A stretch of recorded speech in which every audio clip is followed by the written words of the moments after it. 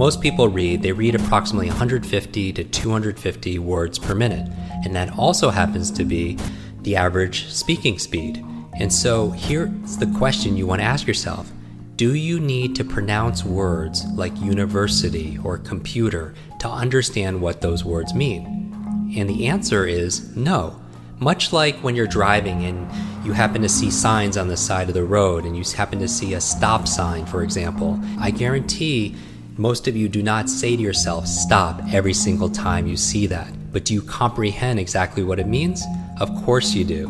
And that's the difference. And so when you're reading something, most of the words that you're actually going through and reading, you don't have to pronounce to understand. When you see a date like 2017, most of you don't say 2017. You see the date and you recognize for what it is, much like a stop sign, much like if you're reading something and it says Los Angeles or New York City. Even if it was abbreviated NYC, you would get it. You don't have to pronounce it in order to understand it. And we find that some of the fastest readers out there that read in excess of 300, 400, 600 words per minute, they can't possibly say all the words.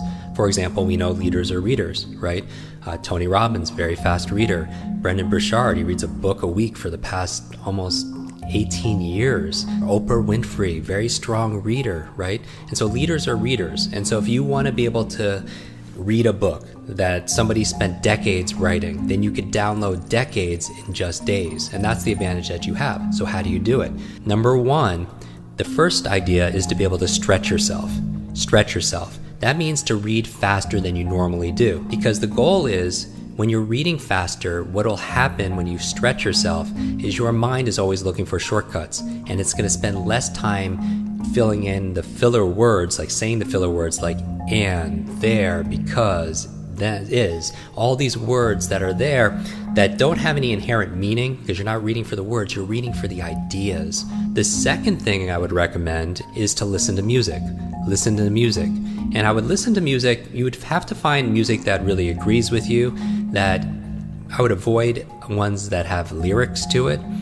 Classical music has always worked well for myself and a lot of our students. This alpha state, which is a great state to be able to learn in, where you can learn languages and vocabulary a lot stronger, is by playing classical music, specifically Baroque music, because it has about 60 beats per minute.